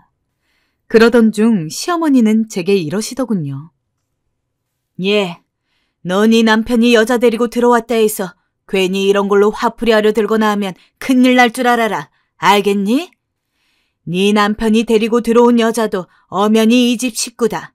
그 아들은 우리 아들 대이을 하나뿐인 손주고 네가 못 낳은 아들을 걔가 데리고 들어왔으면 고마운 줄 알아야지. 잘 받들어 모실 생각해라. 시어머니의 억척스럽고 냉기가 뚝뚝 흐르는 그 말은 저를 다시금 오랜 시간 눈물 짓게 했답니다. 그런데 참 운명이라는 게 이상합니다. 여자는 제 또래인 것 같은데 너무나 몸이 비실비실해서 아기 밥도 제대로 못 먹이고 누워만 있더군요. 그래서 아이가 좀 가엾게 느껴지더군요. 저 나름대로 아기를 원해서 그랬는지도 모르겠어요. 아이가 절 향해 그저 방긋방긋 웃어주기만 하는데도 그 웃음이 문득 예뻐 보이더라고요. 거기다 여자도 이 집안에 적응하지 못하고 힘없이 누워있으니 제가 대신 아기를 보게 되었어요. 저 아이 제가 잠깐 보고 있을게요. 밥 먹어요. 네, 고맙습니다. 그렇게 저는 아이를 안고 달래고 얼으며 아이와 시간을 많이 보내게 되었어요.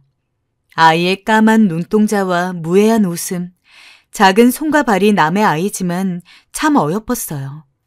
제가 이렇게 아이를 좋아하는지는 아이를 품에 안고 나서야 알게 되었죠. 그런데 그러던 중 저희 집에 너무나 기막힌 일이 생겨버렸습니다. 남편이 이쯤 돼서 뭔가 안정된 것 같아 보였는지 다시 또 밖으로 도는 게 아니겠어요? 제가 말릴 수도 없었고 말린다고 해도 듣지 않을 양반이라 그냥 뭐라든 내버려두고 있었어요. 남편이 데려온 그 여자와 아이를 돌보며 그렇게 지내고 있었죠. 그러고 한 달도 채 되지 않아 멋대로 굴던 시어머니가 완전히 거꾸로 골아 떨어지게 되는 일이 발생하게 되었어요. 저도 솔직히 상황이 일이 될 줄 몰랐기에 귀로 듣고도 믿을 수가 없었고요. 그날 다급히 집으로 뛰어들어온 신우이의 말에 온 가족들은 모두 경악하고 말았죠. 오빠가, 엄마! 무슨 일이니? 엄마, 오빠가... 제대로 말도 못 잇는 신우이를 달래며 들어보니 남편이 나간 지 얼마 안 되어 한창 술이나 먹고 노름하는 패거리들과 어울려 다니다가 싸움이 어마어마하게 크게 났었나 봐요. 그때 대체 무슨 흐름이었던 것인지 근처 지역 깡패들이 난무한 대대적인 일이 되었다고 해요. 결국 거기에 휘말려 몹쓸 사고를 당했고 그렇게 젊은 나이에 세상을 뜨게 된 것이었어요. 꼴도 보기 싫다 못해 미운 감정조차 남아있지 않은 남편이었으나 길에서 그렇게 객사를 했다니 참 기가 막힐 노릇이었어요. 어쩌다 가끔 들리는 손님 같은 남편이었지만 말이에요. 시어머니는 그날로 맨 땅바닥을 구르면서 발작을 일으켰고 아들을 이렇게 일찍 잃었다며 오열하셨어요.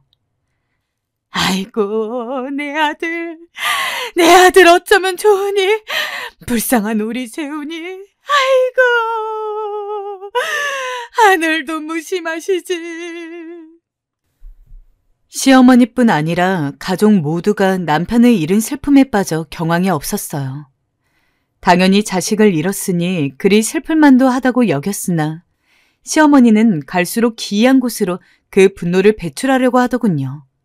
바로 저와 저 뒷방 여자에게 말입니다. 니 따위 것들이 우리 집에 들어와서 재훈이가 저렇게 잘못된 거 아니냐. 이 몹쓸 남편 잡아먹는 것들, 이런 시궁창 같은 것들을 집에 잘못 들여가지고 이 꼴이 났으니 아이고 어째. 어머님, 어떻게 그런 말을. 꼴도 보기 싫으니 나가라고. 이게 다 니들 때문이다. 시어머니는 빗자루를 들고 저를 향해 마구 휘저었고 전 그 빗자루에 맞아 정신을 못 차렸습니다. 신우도 제 엄마 못지않게 만만치 않았어요. 엄마, 저것들한테는 물도 주지 마. 아무것도 주지 말고 쫄쫄 굶겨버려. 내가 점쟁이한테 가서 물어보니까 글쎄 우리 오빠가 저것들이랑 연이 닿아서 일이 된 거래. 애초에 저것들만 아니었어도 오빠는 괜찮았을 거라고. 오빠, 아이고, 우리 불쌍한 오빠. 뭐? 점쟁이가 그런 말을 했어? 이 못된 것들, 이 천하의 잡것들!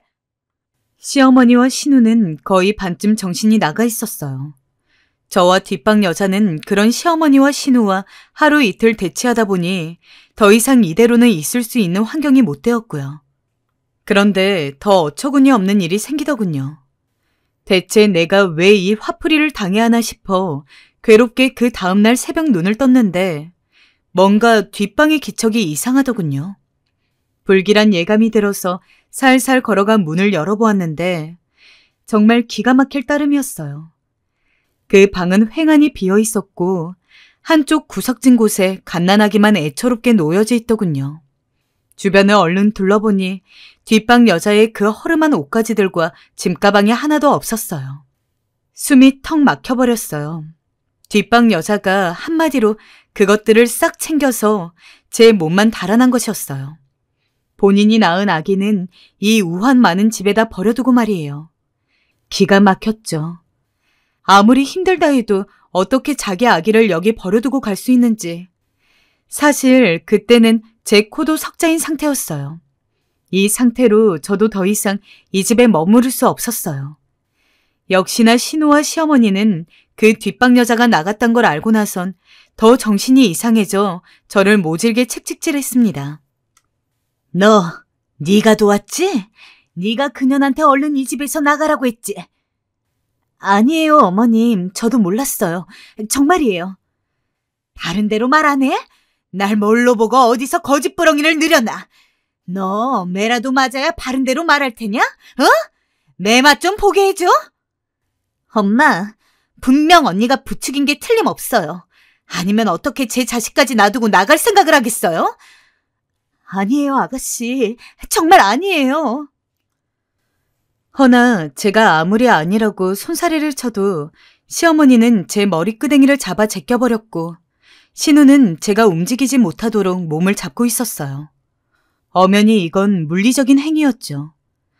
허나 집안에선 그런 절 보고 가엾게 생각하는 이도 도와줄 이도 없었습니다.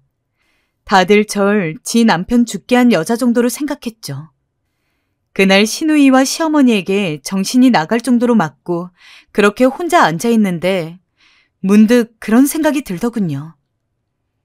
이 집에서 나가지 못하면 언젠가 내가 여기서 맞아 죽는 날이 오겠다. 그래서 저도 이 집을 나가기로 결심했습니다. 시어머니와 신우가 잠에 들었을 때 조심조심 제 짐을 챙기고 모두가 잠에 든 밤 대문을 살포시 열고 나가려 했죠. 그런데 아무래도 자꾸 뒷방 쪽이 신경이 쓰이는 게 아니겠어요? 제 아비도 이제 죽고 없는 데다가 종처럼 부리던 며느리도 도망가고 이 애기 친엄마도 도망갔으니 이 집에서 어떻게 자라게 될지는 뻔해 보였어요. 며칠 전 저희 둘한테 그렇게 부직갱이를 휘둘러대고 폭언을 해대던 시어머니와 신우는 어른인 우리도 먹을 것이 없어 며칠을 바짝 굶겼지만 아기에게도 아무것도 먹을 것을 안 줄 정도로 포악했거든요.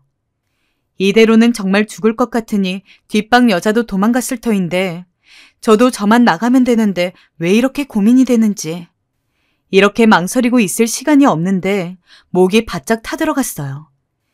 결국 저는 마른 세수를 하고 눈을 질끈 감고 숨을 훅 내쉰 뒤 큰 결심을 하고 말았죠.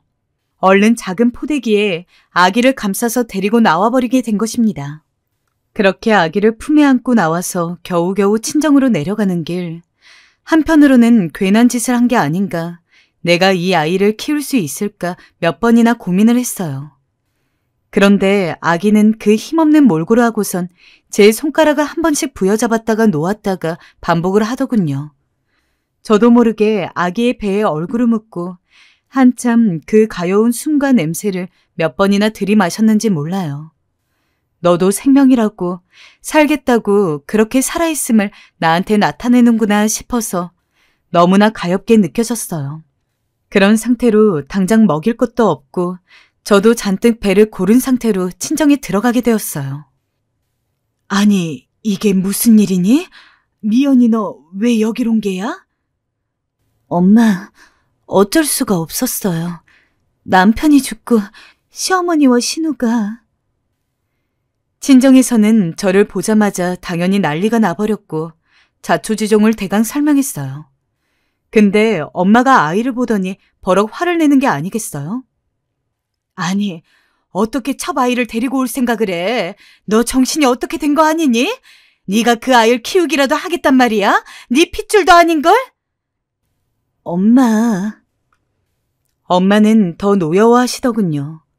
솔직히 이해가 안 가는 건 아니었어요. 제가 생각해도 충동적으로 벌인 짓이 틀림없었고 내 아이도 아닌 아이를 데려와 키우는 게 쉬운 일도 아니었으니까요. 거기다 첩 아이였으니 엄마는 미쳤다며 펄펄 뛰셨어요. 안 된다. 당장 아이 그 집에 돌려주고 와. 그게 맞아. 엄마, 그냥 내가 키우게 해줘요. 그 집에 가면 이 아이 어떻게 될지 몰라요. 아이 밥도 안 챙겨줄 거라고요. 그걸 네가 왜 신경 써? 어차피 네 남편은 죽었는데. 여보, 뭐라고 좀 해봐요. 정말 정신이 나가도 단단히 나갔나 봐요. 아휴, 미연아, 아이 내게 주거라. 네가 못하겠담. 이 아버지가 그럼 도로 돌려놓고 올게. 싫어요, 아버지. 죄송해요. 얘가 정말? 한참 그렇게 실랑이가 계속되었고 저는 아버지에게 아이를 뺏기지 않으려고 안간힘을 썼어요. 아버진 그런 제 모습을 보더니 고개를 절레절레 저으셨고 엄마는 기절하기 직전이셨죠. 이상하게도 저는 이런 엄마 아버지의 반응을 보니 더 아기를 꽉 끌어안게 되었어요. 그러다 한참 후 아버지가 무겁게 입술을 떼셨어요. 그래, 그럼 네가 키워라. 대신 우리한테 도움은 바라지 말아라. 네, 알겠어요.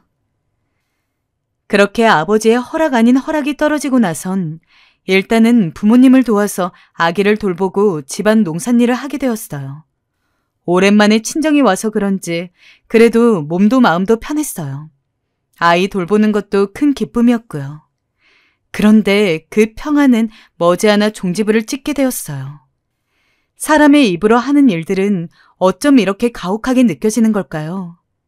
시집 갔던 제가 돌아온 데다가 아기를 데리고 왔다는 것이 금세 퍼져버렸고 동네 사람들은 이래저래 말을 얹기 바쁘더군요. 저는 그렇다 치지만 가뜩이나 꾹 참고 계신 친정 부모님까지 그런 쓸데없는 말을 들으시도록 할 수는 없었어요. 어머니 아버지 얼굴 보기가 너무 죄스러웠어요. 그래서 결국 부모님과 자리를 만들어 여길 떠나겠다고 말했어요. 어머닌 시댁살이를 하다 온 딸이 또 마을 사람들 입방아 때문에 떠나야 한다는 소식을 들으니 가슴이 아팠는지 눈물을 훔치셨어요. 저도 그런 어머니 모습에 마음이 아파져 일부러 씩씩하게 말했어요. 엄마, 나 괜찮아요.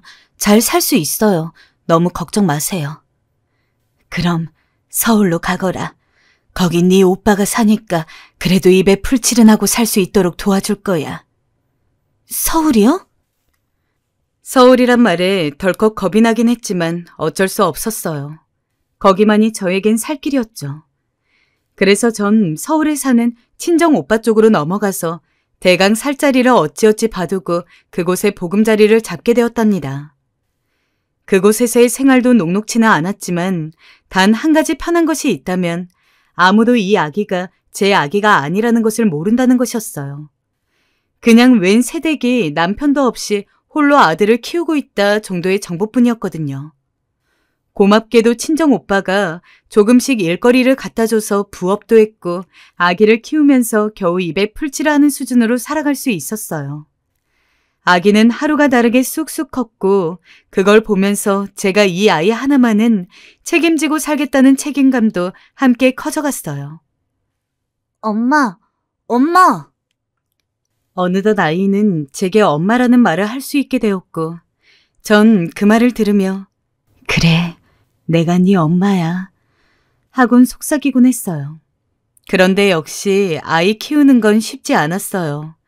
아들이라 그런지 밖에서 뛰어노는 걸 참 좋아했는데 밖에서 놀다가 깨지고 다치는 일이 많았어요.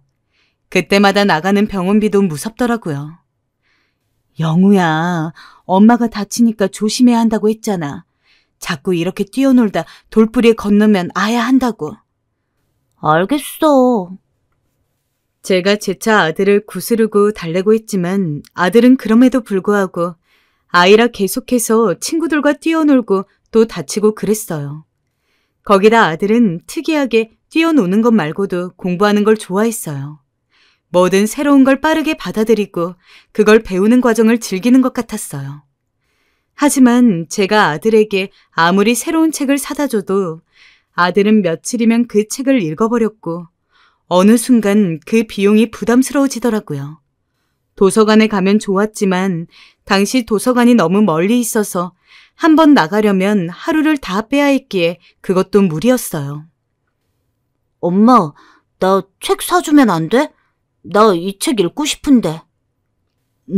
영우야, 다음에 사줄게. 꼭 약속해, 엄마가. 다행히 아들은 제가 그리 말하면 알아듣곤 알겠다 하긴 했지만 섭섭해하고 아쉬운 표정이 보이곤 했어요. 전 그런 아들을 보며 미안했고요.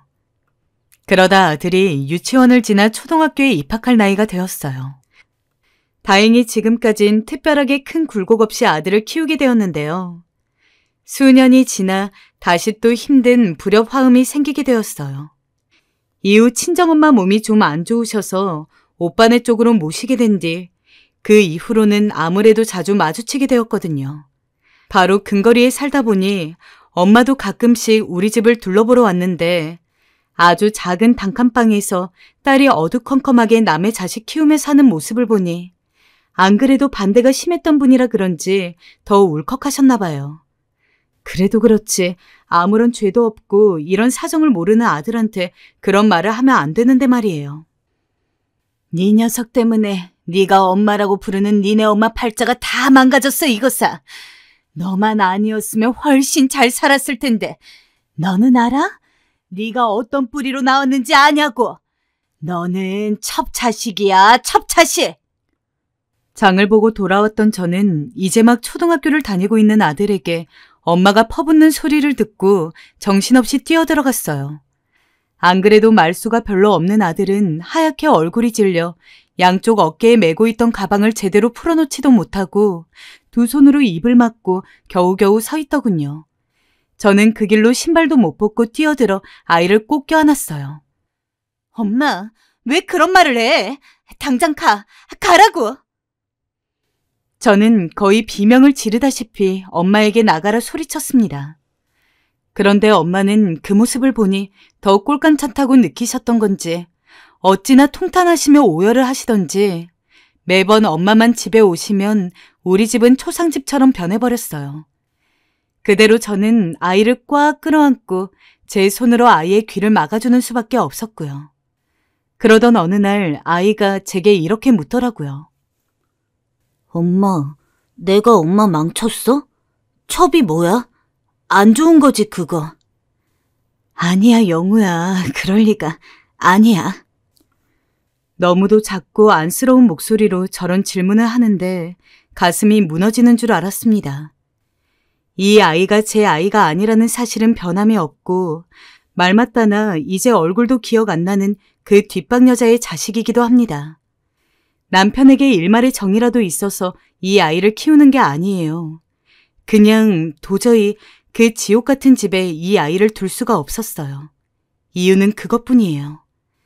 누가 봐도 우리는 엄마와 아들 사이였고 누가 뭐래도 이 아이에게 엄마는 저고 저에게 있어 제 자식은 이 아이였어요. 그냥 그렇게 살아가고 싶고 그 외에는 아무것도 바라지 않았어요. 저는 지옥 같던 시집살이보다 이 아이와 겨우 하루하루 살아가는 날들이 너무나 좋았어요. 제가 직접 낳은 건 아니지만 아들과 살아가는 기간 동안 제 마음속엔 늘 품어져 있었고 늘 매일같이 새로 낳는 기분으로 그렇게 애틋하게 아끼며 살아왔어요. 어쩌면 제가 실제로 아이를 낳아보지 못해서 저렇게 피 끊는 친정엄마의 마음을 모르는 것일까 싶었지만 그렇게 죽을 듯한 고통을 앓고 낳고선 버리고 가버린 뒷방 여자를 보면 모성애란 참으로 많은 수백 개, 수천 개의 얼굴이 있다는 생각이 들었어요. 그 후 아들은 매번 친정엄마가 올 때마다 겁에 질려서 눈치를 받고 8, 9살밖에 안 되었던 나이에 얼마나 불안에 떨었는지 몰라요. 애써 그것을 모른 척하고 싶었지만 어린 마음에 아주 큰 생채기가 나버렸다는 것을 어느 날 우연히 알게 되었습니다. 아직도 그날이 제 기억 속에 선연해요. 저는 그날 잠을 이루지 못하고 엉엉 울었어요. 아이가 쓰고 잠든 그림 일기를 보았는데 그 안에는 이런 내용이 적혀 있었거든요. 할머니는 내가 할머니라고 부르는 걸 싫어한다. 엄마는 할머니가 올 때마다 슬퍼 보인다. 슬픈 엄마를 보면 나도 슬프다. 모두 나 때문인 것 같다. 엄마를 행복하게 해주고 싶은데. 너무 선명해서 한자 한자 거의 틀리지 않고 기억하고 있는데 그러면서도 제 가슴에 너무 아프게 스며드는 일기였습니다. 그 부분을 붙잡고 얼마나 울었는지 차라리 가슴 한쪽을 도려내는 게 낫겠다는 생각이 들 정도로 마음이 너무 아팠어요. 우리 아이가 날 만나 처음으로 불행해졌다고 느껴졌어요. 심지어 영우도 불안함을 못 이기고 얼마나 손톱을 뜯었는지 양 손톱 부분은 늘 벌겋게 물러져 있었고요. 영우야, 미안해. 미안해, 엄마가. 저는 그리 말하며 손톱을 매만지다 잠에서 깬 아들을 안고 다시 울었어요. 그리고 그 다음 날 저는 도저히 견딜 수 없어서 한동안은 엄마께 제발 오시지 말라고 제가 보러 가겠다고 엄포를 놓게 되었어요. 뭐라고? 날 오지 말라고? 네, 엄마 오지 마세요. 엄마 때문에 영우가 너무 힘들어하잖아요. 앞으로는 오셔도 문 안 열어드릴 거예요. 그리 하세요. 이 못된 놈의 자식. 자식 다 키워봐야 아무 소용 없구나. 엄만 한숨을 토하며 저러셨지만 저는 일부러 더 독하게 잔인하게 말을 했어요. 불효녀를 선택할 것인가, 아들을 계속 슬프게 만드는 엄마를 선택할 것인가. 둘 중 하나를 고르는 수밖에 없었거든요. 그래도 엄마에겐 나 말고 다른 자식들이 있으니 그나마 낫겠지만 이 아이에게 엄마란 저밖에 없으니 어떡하겠습니까? 그러던 중 시간이 지나면서 아들은 고등학교에 들어갔고 그때까지도 공부나 다른 부분에서 전혀 신경을 쓸 것이 없게 해주었지만 좀 더 달라지는 느낌이었어요. 난데없는 선포를 하더군요. 엄마, 나 아르바이트 시작했어. 친구들이 하기에 같이 하게 되었는데 하나도 안 힘들고 돈도 많이 줘. 아르바이트? 갑자기 웬 말인가 했지만 신문 배달이며 만화책방 아르바이트를 하면서 본인도 재밌어하는 걸 보니 그냥 놔두게 되었어요. 그러면서도 받아오는 돈을 저에게 꼬박 다 갖다 주더군요. 네가 어떻게 번 돈인데 이걸 엄마를 다 주는 거야. 이만큼만 주고 나머지는 너 써. 쓸 때도 많을 텐데 친구들이랑도 놀아야지. 아니야 엄마, 이거 갖고 우리 맛있는 거 먹자. 엄마 저번에 치킨 먹고 싶다 했잖아. 내가 치킨 사가지고 올게. 치킨을? 네가? 아들은 그리 말하며 나가더니 정말 달짝지근하고 맛있는 치킨을 사가지고 왔어요. 내심 놀랐어요. 아들이 번 돈으로 치킨도 사 먹게 된다니. 아들이 사준 거라 그런지 감회가 더 새로웠어요. 와, 우리 영우 대단한데? 영우가 번 돈으로 엄마 이렇게 맛있는 거 사주는 거야? 평소 무뚝뚝하던 아들이지만 제가 이리 말하자 영우는 부끄럽다는 듯 멋쩍게 씩 웃더라고요. 그렇게 아들은 한상코 다 저한테 주고 본인은 차비만 갖고 다니기 시작했어요. 그러다가 나중에 대학 갈 무렵에도 공부와 일을 병행하더니 학교를 다니면서도 여전히 그런 생활을 이어가더군요.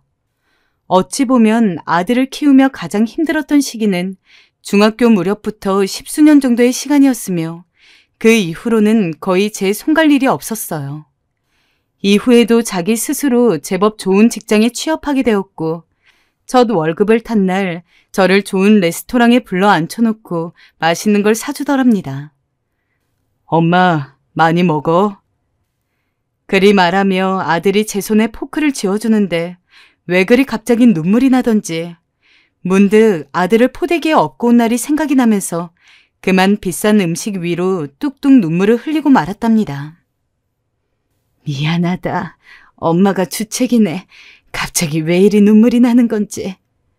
괜찮아. 엄마, 울어도 돼. 아마도 이제야 아들을 다 키웠다는 생각이 들었던 것 같아요. 아무리 손 갈 일 없는 자식이긴 했어도 그래도 자식이니 항상 걱정되는 건 어쩔 수 없잖아요. 이놈이 혹시나 나쁜 길로 들어서진 않을지, 사회에서 자기 벌이나 하고 살 수 있을지 늘 마음 한편으론 고민과 시름을 안고 살았는데 이렇게 월급 받았다고 절 불러놓고 대접하는 아들 녀석을 보니 그간 걱정이 어쩌면 해도 되지 않을 걱정이었단 생각이 들더군요. 그러더니 아들은 그날 처음으로 제게 저희 모자간에 그간 없었던 이야기를 꺼내었어요. 엄마, 나 키워줘서 고마워.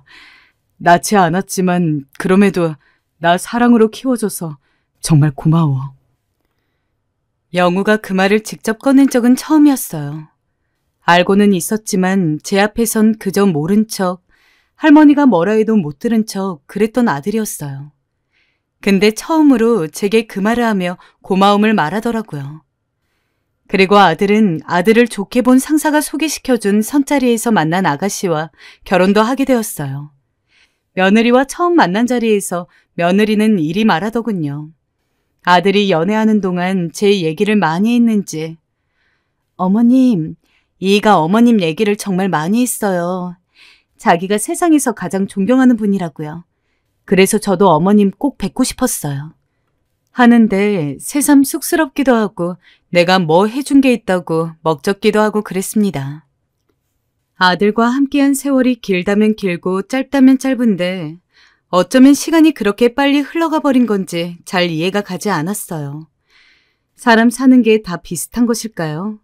아니면 어느 정도 시기부터 제가 그렇게 많이 고생스럽지는 않았다는 걸까요? 이후로 여전히 친정오빠 집 근처에서 살아가고 있었는데 아들을 독립시킨 지 그리 오래되지 않아 끔찍한 일을 당하고 말았어요. 아직도 그때 생각만 하면 아찔해서 꿈에서 몇 번 깨기도 하는데요. 바로 여동생과 함께 차를 타고 가다가 그만 대형 교통사고를 당하게 된 것이었어요. 저는 당시 의식이 없었고 겨우 차에서 끌어내려져 그대로 병원에 실려가게 되었어요. 여동생은 저보다 위험한 상태는 아니었는데 외려 옆에 있던 제가 이루 말할 수 없는 수준으로 처참하게 다쳐 일어나지 못했다고 합니다. 저는 그때 기억이 아직도 드문드문 있는 편이라 다 생각해내지는 못해요. 당시 받았던 수술은 정말 끔찍할 정도로 괴로웠고 이걸 견뎌내야 한다는 것이 너무 두렵고 무서워서 몇 번이나 기절을 한 적도 있었어요. 하지만 그 순간마다 눈물로 범벅이 된 아들이 제 옆에 있었고 손을 몇 번이나 잡고 그 옆에서 제발 같이 견뎌내달라고 빌기 일쑤였습니다. 엄마, 제발 이렇게 포기하면 안 돼. 제발 참아줘. 가끔 밤중에 희미하게 아들이 병실 문틈으로 저를 들여다보다가 이내 얼굴을 구기며 눈물을 흘리는 듯한 모습이 보였어요. 거의 저는 8개월가량 병원에 있게 되었고 아들은 어쩔 수 없이 복귀를 하게 되었지만 그래도 매번 와서 며느리와 함께 교대로 저를 돌보았어요. 아무래도 대소변 처리가 힘드니 간병인을 쓰려고 했으나 한사코 며느리가 본인이 하겠다면서 남의 손에 저를 맡길 수 없다고 하더군요. 아니, 그래도 내가 너무 미안한데 너희 회사도 가야 하고. 아니에요, 어머니. 제가 할 수 있어요. 제가 할 수 있는데 못하러 간병인을 써요? 편하게 계셔주세요. 저도 처음에 너무 낯간지러웠지만 몸이 성치 않다 보니 누굴 따지고 있을 형편이 안 되었어요. 그 정도로 몸이 망가진 것이라 결국 어쩔 수 없이 신세를 지게 되었는데 그때마다 병원분들이나 가끔 면회 오던 지인들이 그렇게나 칭찬을 해주더군요. 요즘 같은 때에 다들 질세라 간병인한테 맡겨놓고 도망가지. 직접 똥오줌 받겠다는 며느리가 어딨어 세상에. 영우도 그렇고. 어쩜 그렇게 영우 엄마는 복이 많대? 그러게 말이에요. 정말 이들의 말은 조금도 틀리지 않았고 누가 봐도 그럴만하다 생각되더라고요. 아무리 형제 자매들이 좋다지만 나에게 자식이라는 존재가 있으니 자기를 품고 살아준 엄마인 저를 잊지 않고 이렇게 챙겨주니 참 마음이 먹먹하더군요. 어찌 보면 당연한 것은 없었습니다. 제가 아들을 키운 게 당연한 게 아니듯이 아들이 제 손에 자랐다고 해서 반드시 저에게 잘해야만 하는 것도 아닐 거예요. 단지 이런 저를 알아주고 본인도 같이 사랑을 주려 하는 게 느껴져서 저 나름대로 무척 고마울 뿐이었어요. 참 미안하기만 했던 그 지극정성을 며느리와 아들로부터 받고 저는 퇴원을 하게 되었어요. 그렇게 해서 원래 제 집으로 돌아와서 산 지 얼마 안 되었는데 아들이 갑작스레 저를 부르더군요. 천천히 이어가는 말을 듣고 저는 실감이 나지 않아서 몇 번을 아들 눈만 뻐끔뻐끔 쳐다보았어요. 엄마, 이 집은 이제 허물고 새 집 지어드릴게요. 작년부터 내가 그렇게 엄마랑 같이 살자는데도 싫다고 하시니 답이 없네. 막내 이모도 이제 혼자시니 같이 위아래로 살면 너무 좋겠죠? 어? 막내 이모랑 같이 위아래로 살면서 왔다 갔다 하고 우리랑도 지내자고요. 나도 이제 엄마가 옆에 있어야 안심이 되겠어. 여동생은 재작년에 남편과 사별했고 둘 사이에 아이가 없어서 정말 홀로 남은 상태였어요. 언니인 저에게 가끔씩 다니러 오기도 하고 우리의 사이는 좋은 편이었는데요. 갑작스레 아들이 웬 집을 지어준다는 게 아니겠습니까? 제법 회사에서 자리를 잘 지키고 있는 데다가 다른 사업을 또 시작했는데 나쁘지 않는 평을 듣고 있다는 말을 들었어요. 그 덕으로 저를 이렇게 호강시켜주고 싶다는 것이었어요. 하지만 전 고개를 저었어요. 제가 어떻게 그걸 덥석 받겠어요. 괜찮아, 엄마는. 살 날도 얼마 안 남은 나한테 이러지 말어. 그리고 부부는 원래 둘이 사는 거야. 엄마가 그러면 며느리도 불편해해. 엄마, 나는 어릴 때 내가 버려졌다는 게 수치스럽고 괴로웠지만 맨날 웃으며 따스한 품으로 날 데려가 주던 엄마를 생각하면 어느새 그게 내 자부심이고 자존심이 되었어. 엄마, 그간 나 키우느라 해도 되지 않을 고생 너무 많이 했잖아. 나 그거 다 알아. 고마워. 이 말을 듣는데 정말 울음을 참지 못하겠더군요. 나이가 70 넘어가며 세상만사 묻어내졌다고 생각했는데 눈물이 더 주체가 되지 않았어요. 엄마, 나는 엄마한테 꼭 멋진 집을 지어주고 싶었어. 옛날 우리 옆집 살던 동원애처럼 말이야. 거긴 2층 집이라면서 엄마랑 나랑 맨날 왔다 갔다 하며 부러워했잖아. 나는 꼭 엄마를 그런 집에 모시고 싶어. 이미 아들은 다 계획을 했고 제가 혼자 사는 것은 여전히 마음에 걸리니 자기 막내 이모인 제 여동생과 이야기를 잘 해보라고 하더군요. 결국 이렇게까지 멀리 내다본 아들을 생각하니 거절할 수도 없었고 여동생에게 제안을 했더니 마다할 게 뭐가 있겠어요. 얼씨구나 좋다며 언니 덕을 본다면서 연신 좋아하고 난리도 아니었어요. 현재는 공사 중이기 때문에 아들 집에 와서 지내는 중인데 아들은 엄마 집 들어가기 전에 나란히 살 기회가 지금밖에 없다며 얼마나 좋아하는지 모릅니다. 며느리한테 조금 미안하기도 하지만 제 남편의 성장 배경에 대해서 다 들어서 알고 있다며 정말 대단하시다고 사돈 어른들과 함께 저를 연신 좋게 봐주는데 외려 제가 황송할 지경이에요. 참 힘든 날들도 많고 서러워 울었던 날들이 많았지만 제 노년의 날이 젊었던 날보다는 덜 치열하고 느릿느릿하게 편안하게 걸어가는 느낌이라서 저는 그 자체에 감사할 뿐이에요. 다른 집처럼 자식들이 많고 사위 며느리가 넘치는 것은 아니지만 제 몸으로 아이를 낳아본 적도 없는데 이 정도면 정말 분수 이상의 것을 누리는 것이라고 생각되네요. 지금까지 이 노인네의 이야기 들어주셔서 감사하고요. 여러분들도 건강 챙기시며 오늘 하루 행복하게 마무리하시길 바랍니다.